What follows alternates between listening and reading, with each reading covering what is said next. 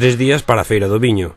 Hoxe xa podíamos ver na avenida de Monforte as cubas que servirán de stands para as 12 adegas participantes na 30ª edición da feira e a que acollerá os cataviños para a degustación dos caldos. Deste xeito reseñar, como se ven nas imaxes, que parte da avenida de Monforte xa está pechada a circulación vial. Todas as cubas estaban á espera de que se acabe de instalar a carpa da feira para posteriormente ocupar os correspondentes lugares debaixo da mesma. Un traballo que probablemente mañá xa este feito.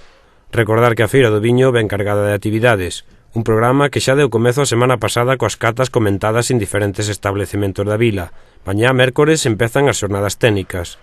A primeira estará dedicada aos tratamentos alternativos para a viña, charla que será impartida por Bernardo Estevez Villar. O xoves, Ignacio Riol falará da conservación de bulbos. Ambas as dúas ponencias levaránse a cabo no Telecentro Chantadino a partir das 8 da tarde.